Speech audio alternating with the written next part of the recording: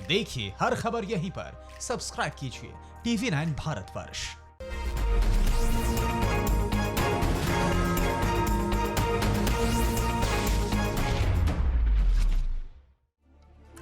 नमस्कार, मैं हूं दिनेश गौतम। हमारी आड़ी में आपका स्वागत है।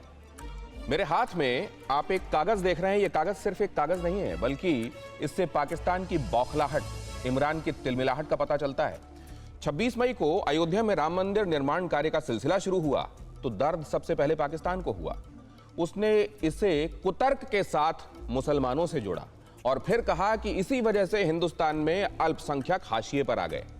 पाकिस्तान के विदेश मंत्रालय के ऑफिशियल ट्विटर अकाउंट से एक ट्वीट लिखा गया और ट्वीट कहता है कि जहां एक तरफ दुनिया कोरोना महामारी से जूझ रही है, वहीं आरएसएस बीजेपी गठबंधन भारत में हिंदुत्व के एजेंडे को आगे बढ़ाने में लगे हैं। अयोध्या में ऐतिहासिक बाबरी मस्जिद स्थल पर 26 मई 2020 को मंदिर निर्माण की शुरुआत इस दिशा में एक और कदम है और पाकिस्तान की सरकार और लोग इसकी कड़ी निंदा करते हैं। भारत ने इस बयान पर कड़ा ऐतराज जताया है। विदेश मंत्रालय के प्रवक्ता अनुराग श्रीवास्तव ने कहा है कि पाकिस्तान को अल्पसंख्यकों का जिक्र करते हुए शर्म आनी चाहिए। पाकिस्तान ने एक बेतुका बयान दिया है, उसे पहले अपना रिकॉर्ड देखना चाहिए। वहां अल्पसंख्यकों का क्या हाल है सब अच्छे से जानते हैं। उन्होंने यह भी कहा कि विश्वसनीयता और अखंडता पाकिस्तान में कहीं नहीं है। भारत ही एक ऐसा मुल्क है जहां सभी धर्मों के लिए समान अधिकारों की गारंटी है। अनुराग श्रीवास्तव ने यह भी कहा कि अपने रिकॉर्ड को देखते हुए पाकिस्तान को अल्पसंख्यकों का उल्लेख करने पर शर्म आनी चाहिए और पाक विदेश कार्यालय को समय निकालकर सबसे पहले अपना संविधान पढ़ लेना चाहिए। पाकिस्तान के इस शर्मनाक कोशिश पर अयोध्या में साधु संतों ने भी कड़ी प्रतिक्रिया दी। यहां तक कि बाबरी मस्जिद के पक्षकार इकबाल अंसारी ने भी इस पर कहा कि पाकिस्तान को अपना चेहरा आईने में देखना चाहिए। भारत में अल्पसंख्यक की राग अलापने वाले पाकिस्तान को अपनी शक्ल आईने में ठीक से दिखाई नहीं देती, जहां जबरन धर्म परिवर्तन, अत्याचार, मंदिरों में तोड़फोड़, हिंदू नाबालिग लड़कियों का अपहरण और धर्म परिवर्तन जैसी घटनाएं साफ बताती हैं कि पाकिस्तान में अल्पसंख्यक हाशिए पर हैं। लेकिन इमरान खान का एक ही मकसद है, भारतीय मुसलमानों को भड़काओ। 25 मार्च 2020 को रामलला टेंट से बाहर आए। 26 मई 2020 को मंदिर निर्माण तय था कि शुरू होगा। इमरान और उसके पाव पाव भर के बम रखने वाले मंत्रियों को मिर्ची लग गई। अब ऐसे में सवाल यह है कि अयोध्या में राम मंदिर निर्माण से पाकिस्तान के पेट में दर्द क्यों हो रहा है? भारत के मुसलमानों को वो कब तक भड़काएगा? पाकिस्तान क्या अपने मुल्क में अल्पसंख्यकों पर होता अत्याचार नहीं देख पा रहा? ये सारी कवायद कहीं इसलिए नहीं कि कश्मीर से हारने वाले इमरान को भी राम के नाम का ही सहारा है।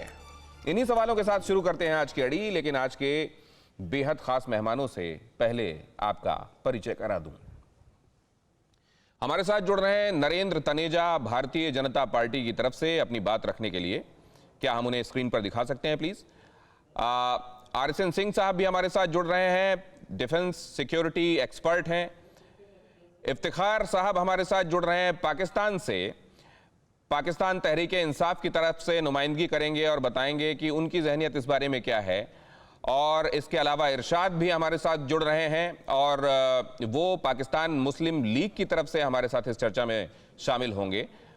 लेकिन सबसे पहले नरेंद्र तनेजा के पास इस बात को लेकर जाता हूं। नरेंद्र तनेजा साहब, ये है कौन पाकिस्तान हर एक चीज में अपनी टांग अड़ाने वाला? इस मसले से उसका क्या लेना देना है? बिल्कुल, आपने बहुत अच्छा सवाल किया। पाकिस्तान है क्या? पाकिस्तान की औकात क्या है? पाकिस्तान किसी गिनती में नहीं आता। पाकिस्तान के जो अवाम है, आप छोड़ दीजिए माइनॉरिटीज को, आम अवाम पाकिस्तान का इमरान खान साहब से परेशान है, इस हुकूमत से परेशान है, वहां की फौज से परेशान है। क्योंकि वह इमरान खान साहब 200 फैमिली के लिए काम करते हैं, फौज तो वहां के अपने लिए काम करती है। अरे आप इससे पहले, और दूसरा क्या है, इससे पहले कि आप भारत के बारे में बात करें, भारत के अंदर, हिंदुस्तान के अंदर हमारे जैसे संविधान पूरी दुनिया में कहीं नहीं है। हिंदुस्तान में जिस आजादी से मुसलमान भाई, हमारे बहन भाई रहते हैं, जो हिंदुस्तानी है, क्यों नहीं रहेंगे? उनका घर है, ये उन्हीं का मुल्क है, उनकी मिट्टी है, जिस हिसाब से रहते हैं, इससे उनको ईर्ष्या होती है।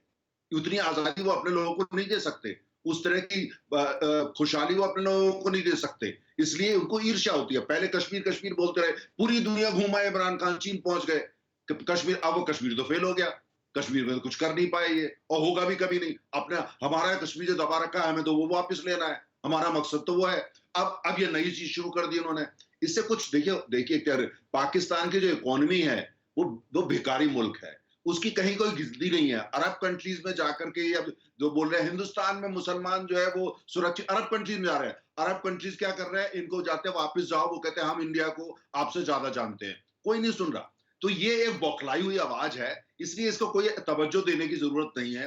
खुद पाकिस्तान का अवाम इनको तवज्जो नहीं देता, कोई सर अहमियत ये नहीं देता। बौखलाहट में यूं ही कह दी गई एक बात जिसको तवज्जो नहीं दी जानी चाहिए, ये तो समझ में आता है, लेकिन सिक्योरिटी और डिफेंस मामलों के जानकारों से भी इस बारे में बात करके ये समझें, कहीं इसमें छुपे हुए कोई इशारे उन लोगों के लिए तो नहीं है जो यहां रहकर पाकिस्तान की स्लीपर सेल की तरह काम करते हैं। हमारे साथ RSN सिंह साहब जुड़े हुए हैं। RSN सिंह साहब, इस वक्त ये बयान देना, वैसे भी चाइना और पाकिस्तान ये कोशिश कर रहे हैं कि यहां पर ऐसा माहौल बनाया जाए कि अस्थिरता दिखाई जाए और जो बाहर से व्यवसाय और व्यापार आ सकता है वो कहीं बिदक जाए, बिचक जाए। क्या इसमें आपको लगता है कि इसमें ऐसी ही कोई मंशा होगी, कहीं इसमें कोई इशारा तो नहीं छिपा हुआ यहां के स्लीपर सेल्स के लिए? नहीं, स्लीपर सेल्स नहीं, वो समझते हैं इस बात को कि यहाँ पर उनकी एक कॉन्स्टिट्यूंसी है, प्रॉक्सीज हैं उनके। जिहादिज़म का सब कॉन्टिनेंट में या वर्ल्ड में कोई नई चीज़ नहीं है, तो वो सोचते हैं कि इन सब ऐसे ऐसे फजूल वक्तव्य देकर वो जिहादिज़म को वो ज़िंदा रखेंगे। लेकिन हिंदुस्तान एक देखिए ऐसा मुल्क है कि हम तो भाई बाबर को अपना पूर्वज नहीं मानते। यहाँ पर कोई बाबर को अपना पूर्वज नहीं मानता है। बाबर कहीं आया, लुटेरा था, वो अफ़गानिस्तान में जाकर उसको दफना दिया गया। उसकी कब्र अफ़गानिस्तान में है, हिंदुस्तान वो था नहीं। अब ये लोग पाकिस्तान के जो हैं ये बाबर को अपना पूर्वज मानते हैं। अब्दाली, मिसाइल का नाम रखा है ना इन्होंने, बाबर, उसके बाद अब्दाली।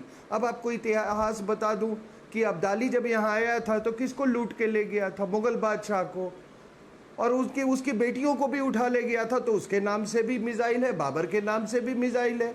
तो हम तो कतई ऐसे बाबर को अपना पूर्वज मानते नहीं। अगर ये मानते हैं तो गुड लक टू देम। लेकिन ये याद रहे कि ये जिन्ना भी शिया था, ये शिया के साथ क्या कर रहे हैं? सबसे ज़्यादा अगर कहीं पे इस्लामोफोबिया है तो वो पाकिस्तान के अंदर में है। आप देख लीजिए कि वहाँ क्या, इनसे पूछिएगा तो कि कितने शिया के मॉस्क्स उड़ाए गए हैं। लश्कर जांगवी का स्पेशल वो जो टारगेट था वो शियाई है। अल कायदा किसी कारणों के कारण वो टारगेट नहीं करता था शियास को, लेकिन इस्लामिक स्टेट जो है वो खुल के उनको टारगेट कर रहा है। तो शियास को आप देख लीजिए।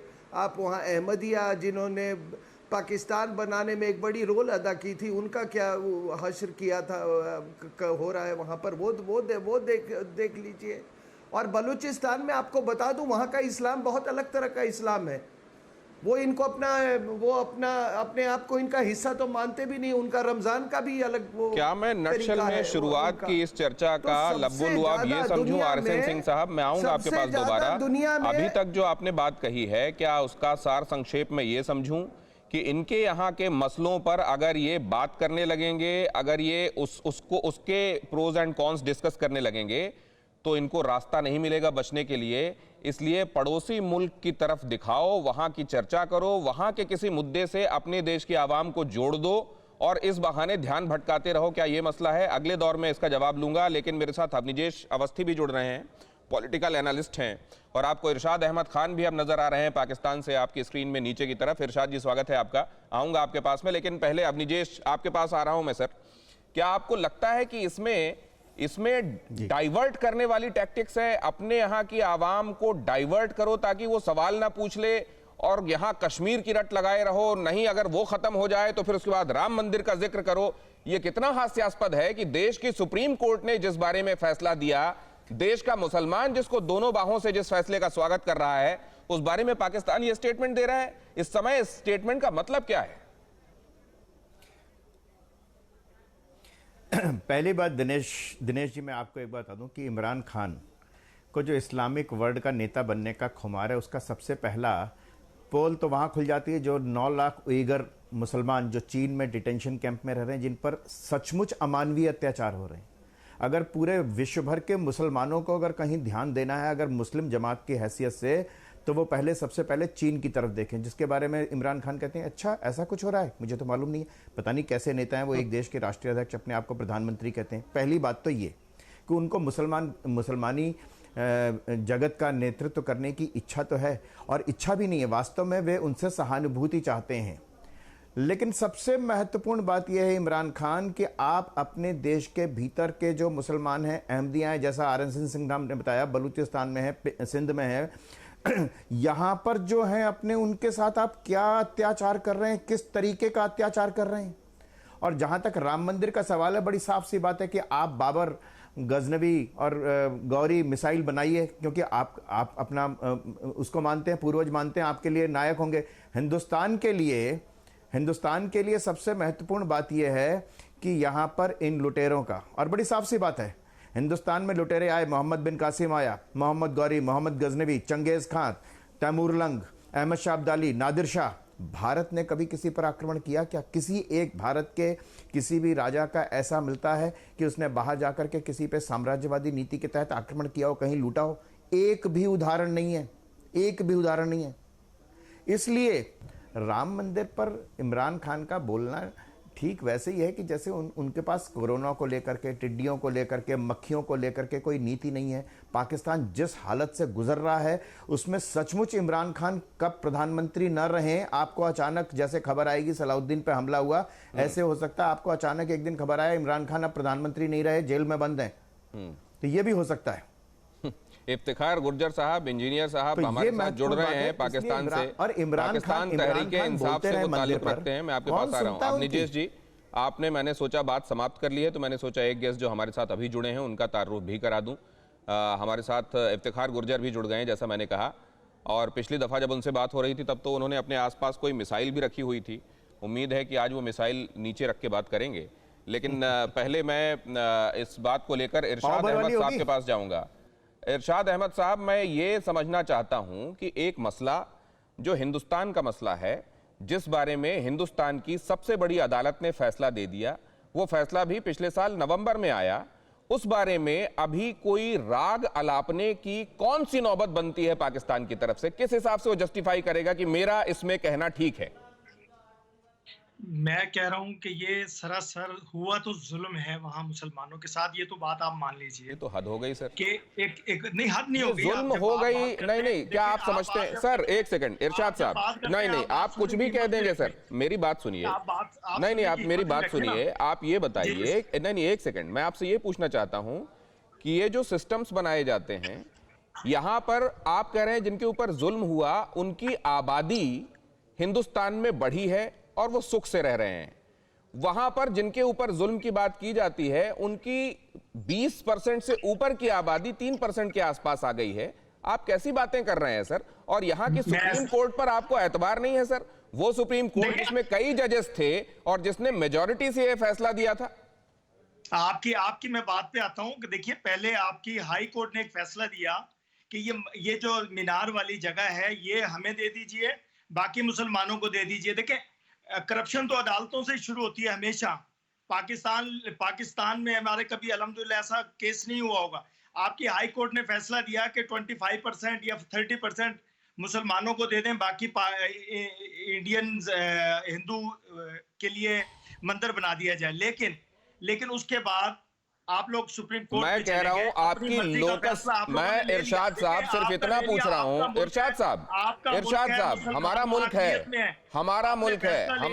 है, इरशाद साहब बात सुनिए, मेरा आपसे पूछने का मतलब यह है, आपकी लोकस स्टैंडाई बताइए इस मामले में कि इस हैसियत से हमने ये बात कही है। देखें, हम ये चाहते हैं जैसे हम अकलियत को जैसे हम यहाँ पाकिस्तान में, आप ये देखिए कि कितने मुश्किल हालात में हमारा मुल्क था, आप लोगों के साथ क्या हालात थे हिंदुस्तान पाकिस्तान के साथ। हमारे वजीर आजम इमरान खान साहब ने आते ही करतारपुर राहदारी खोल दी। इसलिए खोली कि हमने एक पैगाम दिया कि आओ इस खित्ते में अमन लाएं, आओ इस खित्ते में अमन होगा तो हम इकट्ठे होंगे। अभी भी उनका पैगाम ये देने का मतलब ये था, ये मस्जिद के बारे में जो उन्होंने बात की कि मत कीजिए ऐसा मत कीजिए, इकट्ठे हो जाइए। हम और आप एक ही सरजमीन के लोग हैं, एक तार है दरमियान में, उसने हमको डिवाइड किया। अगर हम लोग इकट्ठे हो जाएं, आप सोचें इंडो पाक अगर अमन हो जाए तो पूरी दुनिया में क्या कुछ कर सकते हैं हम लोग। हमारी हुकूमत, हमारी अमन की कोशिश है, अमन का ये अमन की कोशिश है कि पड़ोसी के मामलों में जिसमें बोलने का नहीं बनता उसमें भी आप छुआ के आ जाते हैं धीरे से। ये क्या, ये नहीं, आप ये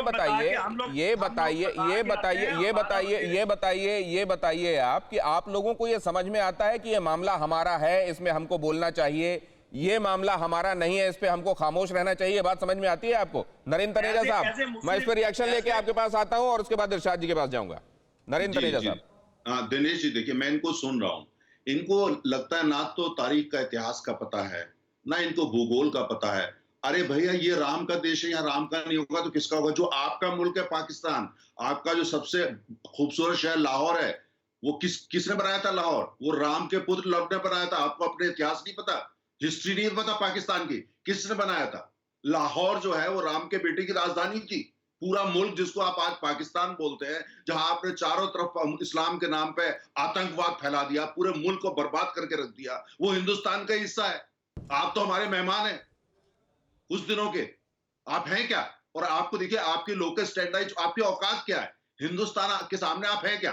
आप एक भिखारी मुल्क है, आपकी इतनी सी इकोनॉमी है, पूरी दुनिया में जो अरब कंट्री और चाइना पैसा ना दे आपको रोटी नहीं मिलेगी, ये आपकी औकात है। आपकी इकोनॉमी $280 बिलियन की है जो कॉन्ट्रैक्ट हो रही है, और उसके अंदर भी सारा पंजाब में कॉन्सेंट्रेटेड है। बलूचिस्तान को आपने कॉलोनाइज कर रखा, सिंध का आप एक्सप्लॉइटेशन कर रहे हैं, कश्मीर में आपने सारे पंजाबी घुसा दिए वहां पे जाकर के, कुल मिलाकर के वहां डेमोग्राफी चेंज कर रहे हैं। आप किस तरह का मुल्क है? और आपकी हिंदुस्तान जो है दुनिया की सबसे बड़ी डेमोक्रेसी है, आपसे ज्यादा मुसलमान इस देश में रहते हैं क्योंकि ये उनकी जमीन है, उनकी जमीन है, उनका मुल्क है ये। आपको इसलिए जो है हमारे मुसलमान के सामने आपकी कोई औकात नहीं है। हमारा मुसलमान आपकी शक्ल नहीं देखना चाहता, आपकी शक्ल नहीं देखना चाहता। ये इरशाद साहब, आपको एक बात और समझनी होगी कि कई बार जब आप बेसिर पैर की बातें करेंगे तो उसमें तैश में आकर भी आपको जवाब मिलेगा, लेकिन क्या होता है कई बार तैश में फैक्ट्स गुम हो जाते हैं। यहां पर आपको ये ध्यान रखना होगा कि तैश में वो बातें जरूर कह रहे हैं लेकिन उनके साथ सब्सटेंस भी है, फैक्ट्स भी हैं। आप ये बताइए कि आपके यहां की माइनॉरिटी का आपने कितना, आपके यहां की एनजीओ ये कहती है कि हमारे यहां हर साल माइनॉरिटी की 1000 लड़कियों का धर्म परिवर्तन होता है। आपके यहां की एनजीओ की रिपोर्ट है। इरशाद साहब से मैं इसका जवाब लूंगा, लेकिन पहले इफ्तिखार साहब के पास जाऊं। इफ्तिखार साहब, क्या पाकिस्तान अपने मामलों में अपनी गंदगी पहले साफ करने पर ध्यान देगा? बिस्मिल्लाहिर्रहमानिर्रहीम। मेरा आज भी यही मूड है कि बड़ी हेल्दी डिबेट हो, लेकिन यकीन कीजिए कि बड़ा दुख होता है कि जिस वक्त ये अखंड भारत की आप बात करते हैं, आपको तो एक छोटा सा पड़ोसी मुल्क नेपाल है। मैंने अखंड भारत की, और मैं डिबेट को डिरेल नहीं होने दूंगा, मैंने अखंड भारत की बात नहीं की है सर। राम मंदिर के मसले पर बोलने वाला पाकिस्तान कौन होता है सर? मेरी बात सुन लेना। आपकी सबसे बड़ी याद है कि आप लोगों को मुंह की बवासीर लगी होती है, आप किसी की बात सुनते नहीं। इरशाद साहब फिर शुरू कर दिया आपने, तो अपने प्रोग्रामों को बना के। मेरी बात सुनो, आपने फिर शुरू कर दिया। इस हद पर मैं नहीं आऊंगा, वरना मैं इस हद पर आ सकता हूं और आपको जवाब दे सकता हूं इरशाद साहब। और आपसे दरखास्त यह है कि ये इस तरह के शब्दों का इस्तेमाल अब दोबारा मत कीजिएगा आगे बात करते हुए, क्योंकि यहां बहस का एक डेकोरम है, लोगों से बातचीत करने का एक तरीका है। अगर आप इस तरह की असंसदीय भाषा का इस्तेमाल करना चाहते हैं तो आप बता दें। अभी के भी बारे में बात सुने, आप हमारे यहाँ के माइनॉरिटीज की भी बात सुने। आपको कौन समझाएगा कि जितनी कन्वर्शन हो रही है, मेरे बड़े भी बुजुर्ग भी कन्वर्ट हुए थे, क्योंकि हिंदुत्व में कोई किसी की हैसियत नहीं है। आप दलत और मलीच, आप हाथ लगा दे कोई आपका चौथी दर्जे का हिंदू, तो आप वो पानी नहीं पीते हो। तो इस तरह इस्लाम फैला था। इस्लाम तलवार के जोर पर नहीं फैला था, ना किसी बाबर में फैलाया था। ये सारे जितने लोग हिंदुस्तान आए थे, ये सारे हाथों में फूल लेकर आए थे। इतिहास गवाह है। आप ठीक कह रहे हैं, आप बिल्कुल सही कह रहे हैं, आप किताबें पढ़कर आए हैं। आज मैंने क्या कर रखा था कि मैं प्यार और मोहब्बत से बात करूंगा। मैं आ रहा हूं तनेजा साहब, तनेजा साहब आ रहा हूं मैं, थोड़ा मैं इनको सुन लूं इनको, फिर मैं आ रहा हूं आपके पास। लेकिन ये है कि मुझे अब कन्वर्शन की बात हम कर लेते हैं। पहली बात ये है कि जब पाकिस्तान अलग हुआ, और ये अमूमन आप लोग कहते हैं ना कि इंडिया बाप है और पाकिस्तान बेटा है, ये मैं हैरान होता हूं कि 14 अगस्त को पाकिस्तान पैदा होता है और 15 अगस्त को बाप पैदा होता है। ये तो पहली बात है। दूसरी बात ये है कि जब आप ये देखें, मैंने ये मुद्दे अभी डिबेट में उठाए हैं क्या सर? आप कहाँ के दिल में ये कड़वाहट लेके कहाँ बैठे हुए हैं सर? मेरा सीधा सवाल है, प्लीज भटकाइए मत प्लीज। मैं आपसे ये पूछ रहा हूँ, क्या लोकस स्टैंड आए है, क्या बनती है भूमिका पाकिस्तान की इस मसले पर दखल देने की? आप कन्वर्ट हुए, आपको मुबारक हो। आप क्यों कन्वर्ट हो गए, आपको क्या अच्छा लगा, वो आपको मुबारक हो। मैं इस पे सवाल नहीं उठा रहा हूं। मैं आपसे ये पूछ रहा हूं कि राम मंदिर के मसले पर पाकिस्तान के बोलने की क्या भूमिका बनती है, क्या लोकस स्टैंड आए है? आप सुन ले, ये ऐसे ही बनती है जिस तरह कोई हिंदू औरत या बच्ची कन्वर्ट होती है तो आपको आग लग जाती है। हम ये इस्लाम के नाम पे बना हुआ मुल्क है। हम आप जबरन कन्वर्ट करेंगे तो आग नहीं लगेगी। यहाँ जबरन कोई तामीर हो रही है किसी जगह की, कोर्ट में सबूतों गवाहों के बाद, कई अदालतों से होने के बाद, सबसे बड़ी अदालत में जजेस की बेंच ने, जिसमें माइनॉरिटी को रिप्रेजेंट करते हुए भी एक जज थे, आपको लगता है कि यहां पर सारा खेल तमाशा, आपके यहां पर बड़ा बढ़िया स्टेट फंक्शन कर रहा है और यहां खेल तमाशे हो रहे हैं, आपको लगता है? अच्छा हजूर, बात सुन लीजिए, हम आपकी अदालतों का भी एहतराम करते हैं। हमने कभी नहीं कहा कि खेल तमाशा है और ये चीजें हैं। तो फिर ऐसे मामले में जिसमें सुप्रीम कोर्ट अपना जजमेंट दे चुकी है, हिंदुस्तान के मुसलमान, इकबाल अंसारी को आप जानते हैं? अब मैं एक लफ्ज बोलता हूं तो मेरे भाई नहीं, मैं इसलिए क्योंकि मैं चाहता हूं कि आप ट्रैक पर आए। इकबाल अंसारी साहब, एक सेकंड, इकबाल अंसारी जो इस मामले में पक्षकार थे, जो इस मामले में बाबरी मस्जिद की तरफ से अदालतों में अपना पक्ष रखने आते थे, वो भी कह रहे हैं कि सुप्रीम कोर्ट के फैसले का हम स्वागत करते हैं और इसमें पाकिस्तान कौन है बोलने वाला?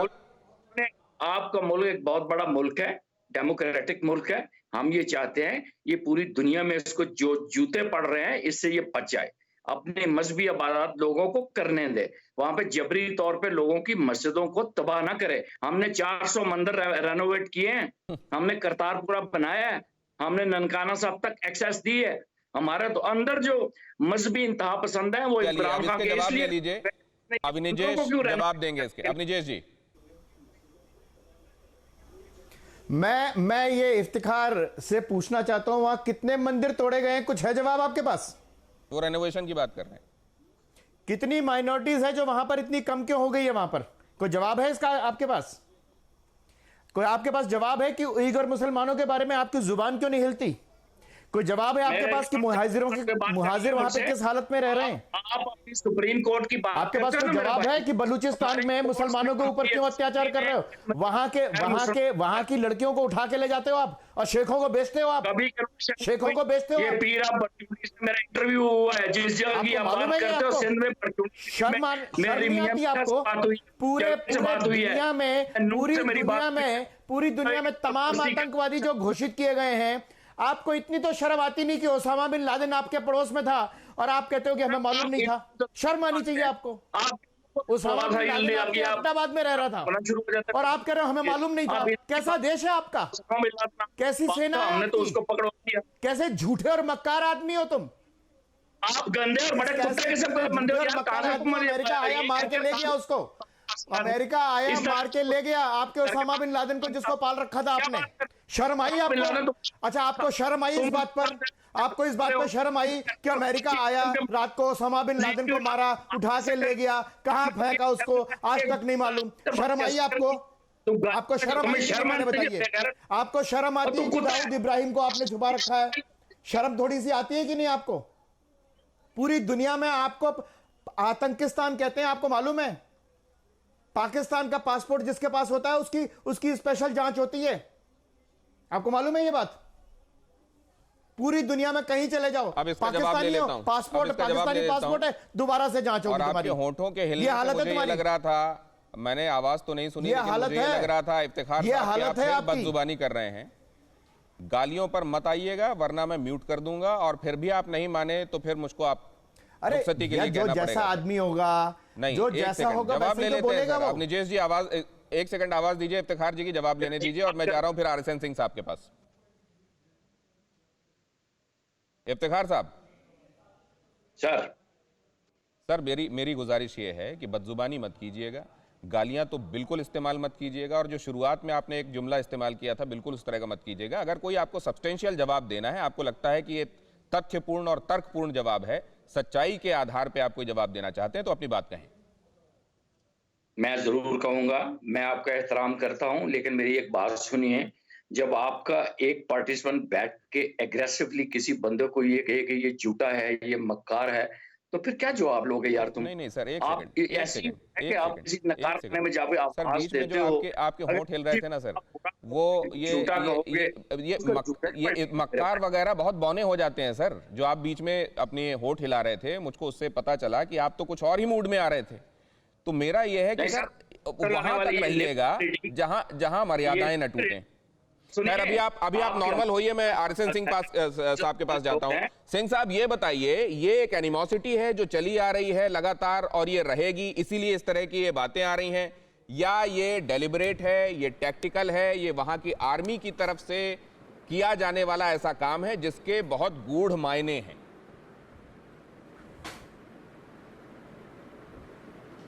सिंह साहब देखिए, अब ये इन्होंने बात कही, ये मंदिर मस्जिद, नहीं मैं कह रहा था ये मंदिर मस्जिद की बात कर रहे थे तो आपको याद होगा कि लाल मस्जिद 2007 में तोड़ी गई थी। वो चीन के कहने पर इन्होंने तोड़ी थी। ये बेशरम लोग, ये चीन के बारे में कुछ नहीं फिर बनाई इन्होंने, और आज भी वो लाल मस्जिद का जो वो है उसके इमरान की कोई औकात नहीं है उसके सामने। फिर ये आदमी शायद झूठ बोल रहा है, इसको नहीं मालूम कि इमरान खान को प्रधानमंत्री बनाने के लिए इन्होंने बरेलवी को भी रेडिकलाइज किया, तहरीके लबैक। इस आदमी से पूछो अगर अपने मुल्क का ज्ञान है, जो बरेलवी जो कि ये आपके ये मज़ारों और इस पे विश्वास करते हैं, उनको भी इन्होंने रेडिकलाइज कर दिया। तीसरी बात ये इतनी ये कर रहा है, फ़क्र से बोल रहा है कि हमारे मतलब ये हम ऐसे मुल्क बनाया हमने उसके नाम पे, और हम विलिंग जैसे भी कन्वर्ट किए, 2 रुपए के लिए किया, 4 रुपए के लिए किया, वो उस पर मैं नहीं जाना चाहूँगा। लेकिन इस बेशरम की वो देखो कि आप इनकी सरकार जो है डायरेक्ट टैक्सेस में आधा पैसा फौज को देती है कि भैया ये लो और हिंदुस्तान के खिलाफ लड़ो। लेकिन ये नालायक जो इनकी फौज है वो लड़ती नहीं है। अपने बच्चों को रमजान में वो गोश्त और सवैयां खिलाते हैं अंदर में, और ये जो गरीब बच्चे जो है मदरसों के, उनका दिमाग खराब करके उनको एंटी हिंदू वो सर एक मेरी प्रार्थना आप भी सुनिए। आप ही लोग अगर मेरी बात नहीं सुनेंगे सर, कश्मीर में तो मेरा पर्पस डिफीट होगा सर। प्लीज मेरी बात सुनिए। सुनो प्लीज, आप ऐसी उन शब्दों का इस्तेमाल मत कीजिएगा कि फिर उनको इफ्तिखार साहब को मौका मिले सर, प्लीज।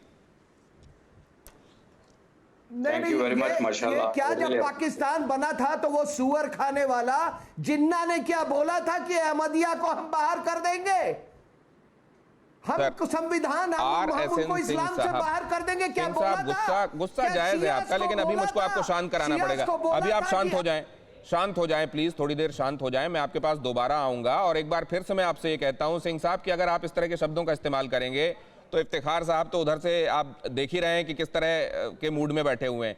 फिर क्या होता है सर, इसमें तथ्य एक तरफ चले, आप जो कह रहे हैं ना वो सारे के सारे फैक्ट्स हैं सर, उनमें सब्सटेंस भी है, लेकिन अगर तैश में कहेंगे तो वो तैश की बातें पकड़कर वो कहीं और डिरेल कर देंगे सर उस डिबेट को। इसलिए प्लीज थोड़ा सा शांत होकर अपनी बातों को कहिएगा और शब्दों के इस्तेमाल में थोड़ा सा ध्यान रखिएगा। मैं नरेंद्र तनेजा जी के पास से फिर से आपके पास आ रहा हूं सिंह साहब, तब तक शांत होइए। हाँ ठीक है सर, शांत होइए। नरेंद्र तनेजा जी देखिए, तो मैं फैक्ट्स की बात करूंगा। आप पाकिस्तान की हकीकत देखिए क्या है। मैं पाकिस्तान जाता रहता हूं, कोई ऐसा पाकिस्तान का हिस्सा नहीं जहां मैं नहीं गया, और जो ट्रैक टू डिप्लोमेसी होती है मैं उसमें पार्टिसिपेंट हूँ। तमाम दफे हम लोग जाके इनसे बातचीत करते हैं, दुनिया के तमाम मुल्कों में जाके वहां मिलते हैं और बातचीत करते हैं कि भाई कुछ अमन हो सकता है, दोस्ती हो सकती है, कहीं इकोनॉमिक कोऑपरेशन हो सकती है, मेडिकल से शुरू कर सकते हैं, ऊर्जा से शुरू कर सकते हैं, सब कोशिश करते हैं हम लोग। और हम लोग बीजेपी आई तब भी हमने कोशिश करी है। मैंने कहा कि ट्रैक टू जिसको बोलते हैं, मैं भी हिस्सा हूं। पाकिस्तान के जितने इंपॉर्टेंट लीडर सबसे मिलते रहते हैं, लेकिन उनकी, और जब प्राइवेट में वो बात होती है हिंदुस्तान की तारीफ करते हैं, कहते हैं आप जैसा मुल्क नहीं। वो कहते हैं काश हम आपके एक हिस्सा हो जाते। आप पाकिस्तान में लाहौर में जाइए, वहां के किले के बाहर तख्ती लगी हुई है कि ये शहर लाहौर भगवान राम के पुत्र लक्ष्मण ने बनाया। इरशाद साहब और इफ्तिखार साहब के दिल में भी यही चल रहा हो, लेकिन अगर यहाँ बैठ के वो बोल देंगे तो उनके लिए मुश्किल खड़ी हो जाएगी। मैं कंप्लीट कर दूं एक बात को। तो मैंने जैसे कहा कि आप जाइए लाहौर में, आज भी लाहौर में जो किला है उसके बाहर लिखा है कि लाहौर की स्थापना भगवान राम के पुत्र लक्ष्मण ने भगवान लव ने की, लिखा हुआ है, स्टेट है, वहां का सरकारी फैक्ट है ये। तक्षशिला विश्वविद्यालय जाकर के मैं भी होके आया वहां पे। देखिए पाकिस्तान का सारा इतिहास अगर उठा के देखे, लेकिन अब आकर के आज हकीकत क्या है, वहां पे तानाशाही है, लोकतंत्र दिखावा है। और दूसरा वहां पे क्या है कि इन लोगों ने जब से पिछले 20 साल से वहां जो ये कारखाने, फैक्ट्रियां, स्कूल खोल दिए टेररिज्म के, खुद पाकिस्तान का अवाम इससे परेशान है। आकर के इनको टेलीविजन पे वो बोलना चाहिए। इरशाद साहब से इसका जवाब ले लेते हैं नरेंद्र तनेजा जी। इरशाद साहब, क्या इस बारे में क्या ये बातें निराधार हैं कि पाकिस्तान में माइनॉरिटीज पर अत्याचार हो रहा है? क्या ये बातें निराधार हैं कि वहां 27% के आसपास से 3% रह गई हैं माइनॉरिटीज? पश्तूनों, बलूचों पर लगातार अत्याचार हो रहा है। कराची के तटवर्ती हिस्सों में तो कोविड के समय भी जो माइनॉरिटी के लोग हैं उनको आपने राशन नहीं दिया। सर, ये बातें निराधार हैं क्या? नहीं, अब पहले मेरी बात सुनिए। पहला इन्होंने कहा कि मस्जिद में ये गए लाहौर में और उस पर अभी तक वो तख्ती लगी हुई है। अब माइनॉरिटी की बात आप करते हैं तो आप देख लिए कि हम में और आप में फर्क देखिए कि आपने मुसलमानों की मस्जिद गिरा दी, हमने आपकी तख्ती तक नहीं हटाई अपनी मस्जिद से। आप इसको देखिए, माइनॉरिटी की इज्जत देखिए।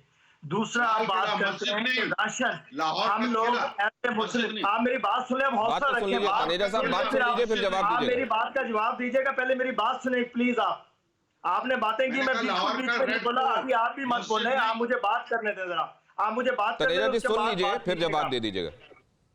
फिर दोबारा इन्होंने बात की कि मिनॉरिटी को राशन नहीं दिया और ये नहीं किया, वो नहीं कहा। ये मैंने कहा। पाकिस्तान तशरीफ लाइए। ये रमजानुल मुबारक का महीना जो हमारे लिए होता है, ये बड़ा अकीदत का महीना है पूरी दुनिया के महीनों मुसलमानों के लिए। इतना लंगर तकसीम होता है, खुदा का इतना रिस्क तकसीम होता है इस महीने में कि आपकी सोच होगी कि आपके हिंदुस्तान में जो लोग भूखे सोते हैं, काश हमें रास्ता हो तो हम ये खुराक इतनी एक्स्ट्रा होती कि उनको पहुंचाएं। आप याद कीजिए कि 1600 किलोमीटर एक बच्ची बेचारी अपने वालिद को साइकिल पे सफर करके लेके गई है अपने गांव। आप लोगों ने बसें बंद कर दी। आप बात करते हैं कोरोना की, आप अपने मुल्क के हालात देखिए।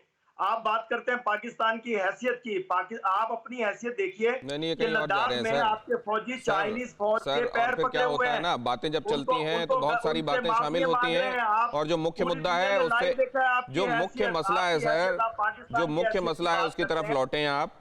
एक बार आप ये बता दें कि मुद्दे की तरफ नहीं, और देखिए सर, तख्ती लगाने नहीं लगाने से आप कहीं का इतिहास नहीं बदल सकते सर।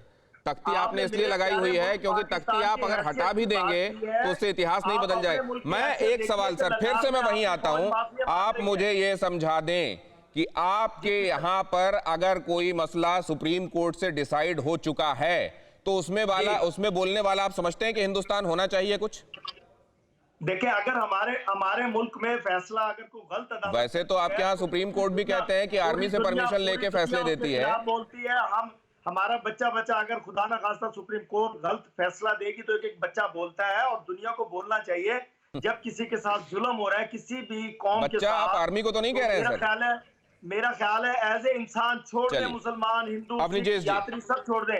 अवनीजेश जी, ठीक है सर, ले लिया आपकी बातें ले ली। अवनीजेश जी। दिनेश जी, मैं इरशाद अहमद खान से एक बात कहूंगा कि आपको मालूम है, इस बात का मालूम है कि आप कहते हैं कि उस ढांचे को तोड़ा गया, उस ढांचे को बनाने से पहले मंदिर था, ये बात आपको मालूम है? कितने मंदिर तोड़े गए? और ये कोई भारतवर्ष के इतिहासकार उन लोगों ने लिखा। आपके जो अकबर के दरबारी रतन थे ना, और जो इतिहासकार थे अमीर खुसरो जैसे, अमीर खुसरो लिखता तारीख फिरोज शाही में लिखता है कि चित्तौड़ के किले के बाहर हिंदुओं की लाशें ऐसे पड़ी थी जैसे घास का मैदान हो। ये हमने नहीं लिखा, ये आपका है। आपने सैकड़ों हजारों मंदिर तोड़े यहां पर आकर के, यहां पर ये तमाम हमलावरों ने। आज अगर भगवान राम के जन्म स्थान पर, जिसमें खुदाई में नीचे मंदिर के अवशेष मिल रहे हैं, भारत का उच्चतम न्यायालय कहता है कि यहां पर हिंदुओं का राम मंदिर था और वहां पर बनना चाहिए, तो आप कौन होते हैं बोलने वाले? आप कौन बोलते हैं बोलने वाले? मैंने कहां से आया था बाबर कहां से आया था? बाबर आया कहां से था? अच्छा बताओ, बाबर कहां से आया था? बाबर कहां का था रहने वाला? बाबर रहने वाला कहां का था? बाबर रहने वाला कहां का था? ना देखिए छोड़िए बात, आप ये बताइए बाबर कहां का रहने वाला था? बाबर रहने वाला कहां का था? बाबर रहने वाला कहां का था? कहां से आया था देखिए, भारतवर्ष में? फतुहात कर रहे थे मुसलमान के, नहीं कर कहां रहे से थे आया था? फतुहात कर रहे थे। अरे भैया इसमें आप एक बात बताइए, आप एक बात बताइए कि वहां से अफगानिस्तान से आएगा, समरकंद से आएगा बाबर, यहाँ पर आकर के हमला करेगा, यहाँ के हिंदुओं के मंदिर तोड़ेगा। आपको मालूम है, आपको मालूम है कि मस्जिदों में आपके तमाम हमलावरों ने मस्जिदें बनाई और मस्जिदों के सीढ़ियों पर हिंदुओं की देवताओं की मूर्तियां लगाई। आपको मालूम है ये बात? मैं यह बात बोलना नहीं चाहता था आपके सामने। जी बोलिए। बोलना नहीं चाहता था ये बात आपके सामने, लेकिन आपको खुद सोचना चाहिए। आप आइए यहाँ पर, आप आइए। बाबर, मैं हिंदुस्तान बहुत दफा आया हूं। ये बाबर कहां से आया था? बाबर कहां से आया था? चंगेज खान कहां से आया था? क्यों लूटा था? अहमद शाह अब्दाली ने क्यों लूटा हिंदुस्तान को? नादिर शाह ने क्यों कत्लेआम मचाया दिल्ली में? मेरे दादा, आप बताइए, पहले इतिहास की बात कर लेना, फिर आप इतिहास की बात कर लें आज। अरे मैं वही कह रहा हूं, आप समझा दूं मैं आपको, के साथ समझा दूं मैं आपको। मेरे पेरेंट्स आप एक छोटे से सवाल का जवाब दे, बाबर कहां से आया था? अयोध्या से उसका क्या लेना देना था बाबर का? इसलिए था कि अयोध्या से बाबर का क्या लेना देना था, ये बताइए आप। आप सीधे से सवाल का जवाब दीजिए, अयोध्या से बाबर का क्या लेना देना था? कहां से आया था? कहां से आया था? बाबर नाम का हमलावर कहां से आया था और उसका अयोध्या से क्या लेना देना था? लेना देना यह था कि जब लोग उन्होंने बात, कॉमन सेंस है, कॉमन सेंस है आपके पास, तो जवाब दीजिए। जी। तो मैं वही कह रहा हूं ना कि जब ये सब कुछ हो गया, अब हम ये कि कौन कहां से आया था, मैं बता रहा हूं कि मेरे पेरेंट्स इंडिया से हो गया। अब मैं कहूं कि मैं कहां से आया था, मैं पाकिस्तान में पैदा हो गया। तो बात यह है जो हो गया वो हो गया, जो बना हुआ। अरे इंडिया से नहीं आए थे, इंडिया में ही थे, हो गया। अरे इंडिया में ही थे। जो आपका पाकिस्तान है ना, जो आपका पाकिस्तान है वो इंडिया ही था। इसका अवनीश जी इसका जवाब जरा इरशाद इफ्तिखार जी से लेते हैं। 65 करोड़ रुपए दिए आपकी पॉकेट मनी पाकिस्तान की, मालूम है आपको? इफ्तिखार जी से इसका जवाब लेते हैं, शायद उनके पास इसका जवाब हो। इफ्तिखार साहब। जी, पहली बात तो ये है कि 65 करोड़ रुपए दिए याद आ गया। तो जब स्कूल में हम पढ़ते थे तो वो कहता था कि सोमनाथ का मंदिर किसने तोड़ा, तो बच्चा उठ के कहता है सर मैंने नहीं तोड़ा। तो टीचर से फिर पूछा भाई एग्जामिनर ने कि तुम्हें ये भी नहीं पता? कहता सर बच्चा है, टूट फूट जाती है, बच्चों से चीज टूट जाती है। भाई देखें, एक हकीकत ये है कि एक वक्त था कि लोग फतुहात के लिए निकलते थे, किसी को कॉन्कर करने के लिए। मोहम्मद इब्न कासिम जब आया, उसको एक मुसलमान औरत की चीख पुकार हुई तो वो उसने सिंध में दाखिल हुआ। इसी तरह आपके हिंदू फतुहात भी होंगी, आप लोगों ने भी कॉन्कर किया होगा। आप लोगों ने किया होगा सर? एक उदाहरण बताइए आप, जहां हमने जाकर किसी पर अतिक्रमण किया बहुत या कहीं से आपको कह रहा हूं, कहीं आक्रमण किया होंगे का नहीं होंगे। इफ्तिखार जी, मैं आपको इंटरप्ट कर रहा हूं बीच में, सॉरी, मैंने आपको नाम लिया, मोहम्मद बिन Qasim, Taimur lung, Mohammad Ghori, Mohammad Ghaznavi, Genghis Khan, Ahmad Shah Abdali, Nadir Shah. किसी एक हिंदू का नाम बताइए आप, किसी एक हिंदू का नाम बता दीजिए आप जिसने आक्रमण किया। मैंने तहिया कर रखा था कि मैं कोई, आपने कहा ना होगा किसी कॉन्कर वो किया ये होगा। कह रहे हैं कि मैं आपको आक्रांताओं के नाम गिना रहा हूं जिन्होंने दूसरे की जमीन, दूसरे की संपत्ति पर जाकर जबरन कब्जा किया। आप बताइए, एक भी ऐसा हिंदू राजा, एक भी ऐसा भारतवर्ष का रहने वाला जिसने जाकर, नहीं सर ये फतुहात जो आप कह रहे हैं ना, आपके लिए जो नॉर्मल है वो हिंदुस्तान ने कभी नहीं किया। इफ्तिखार साहब, अच्छा सर सुनते हैं। चलिए, माजी तो शायद हो सकता नहीं बोला, मेरी उम्र इस वक्त 65 हो रही है। तो once in 71 I was about 16 years old. आप लोगों ने एग्रेशन की, आपने पाकिस्तान को तोड़ा। ये तो ताजा चीज है जो मैं नई नस्ल को बताना चाहता हूँ। इंडिया ने पाकिस्तान जो हिंदुस्तान से ही निकला है, हमने तो पाकिस्तान को बनाया भैया। हिंदुस्तान का हाथ काट के आप लेके उसको एक नाम दे रहे हैं और उसको आप। अब मैं आर एस एन सिंह साहब के पास जा रहा हूँ। आर एस एन सिंह साहब, ओवर टू यू। नहीं, देखिए पाकिस्तान क्यों टूटा, क्योंकि मैंने कहा आपकी, देखिए आप कोई एक दिन सुबह उठ के ये कह सकता है कि आज से दीन इलाही मजहब होगा, मान लीजिए मैं दीन, लेकिन वो दीन इलाही मजहब किसी एक आदमी ने बोला, वो ना कोई उसकी औकात नहीं है कि वो भाषा दे दे, आर्किटेक्चर दे दे, म्यूजिक दे दे, म्यूजिकल ग्रामर दे दे, आपको चिकित्सा पद्धति दे दे। अब वो कोई आपका चिकित्सा पद्धति नहीं दे सकता, वो आपको साइंस नहीं दे सकता, तो तो इसलिए क्या हुआ कि आपने इस्लाम के नाम पे एक मुल्क मांगा। पंजाब को नहीं चाहिए था, वहां यूनियनिस्ट पार्टी थी, सिंध में सिंध यूनाइटेड पार्टी थी, उनको नहीं चाहिए था। बलूचिस्तान को तो आपने इन्वेड किया था, और सबको मालूम है कि खान अब्दुल गफार खान वो कभी नहीं वो चाहते थे कि जो आपका नटशेल में आरएसएन सिंह साहब सवाल क्या है, वो सवाल टॉस कीजिए, जल्दी से जवाब देता हूं, तनेजा जी के पास जाना है। यूपी से मुसलमान जो है आपका अचकन और वो पहन के वहां चले गए, और आपने उर्दू भाषा लाने की कोशिश की। अरे मूर्खों, बंगाली भाषा पे सर, फिर आपने उकसाने वाली बात कह दी, फिर वो बात कहीं और हो जाएगी। नरेंद्र तनेजा जी के पास जा रहा हूं। सर शांत हो आप। नरेंद्र तनेजा जी। देखिए दिनेश जी, मैं सुन रहा हूं, मैंने पहले जो कहा था कि वहां मस्जिद में कोई तख्ती नहीं लगी हुई, वहां के लाल किले में जो लाहौर का वहां लगी हुई है, आवाज नहीं आ रही है अभी सर, वो उस लाल किले पे लगी हुई है, और वो इसलिए लगी हुई है क्योंकि उसको रेनोवेशन यूनेस्को ने किया था, और उसके लिए जरूरी था कि तथ्यों को आप तोड़े मरोड़े नहीं, मजबूरी थी वहां पे। लेकिन हकीकत यह है कि जो पूरी भूमि है, वो जमीन, वो सारी हिंदुस्तान है, वो पूरे भगवान राम का जो साम्राज्य, पूरे भगवान राम का जो साम्राज्य घोषित किया हुआ है, क्या हुआ, इसीलिए इसको बदल नहीं पाए, तथ्य इनको बदल नहीं पाए। और दूसरी जो पूरे पाकिस्तान का जो इलाका, जो आज पंजाब जिसको, वो सारे भगवान राम का साम्राज्य था। इतिहास तो पढ़िए, देखिए वो पूरे भगवान राम का साम्राज्य था, इतिहास तो पढ़ के देखिए, मैं इतिहास की बात कर रहा हूं। इसीलिए, और उसके बाद आप लोगों ने ये कहा कि भाई हमारे जो जितने भी मुसलमान आए थे उन्होंने। सिंह साहब, आपको आवाज आ रही है क्या मेरी? सिंह साहब, आवाज आ रही है क्या आपको?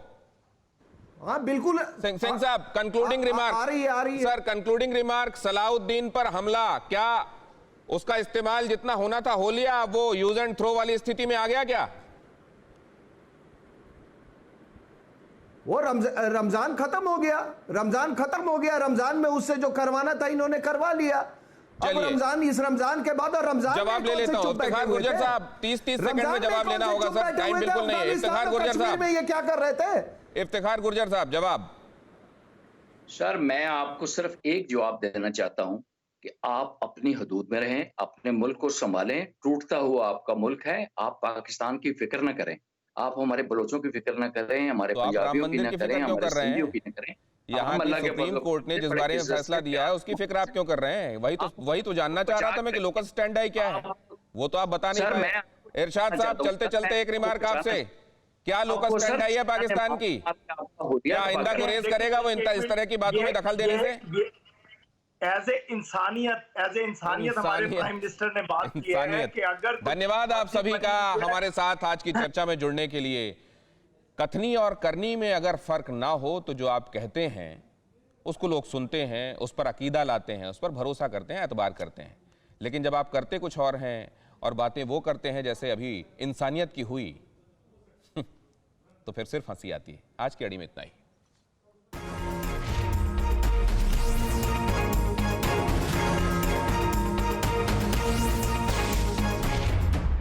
परवाह देश की, सोमवार से शुक्रवार रात 10 बजे TV9 भारतवर्ष पर।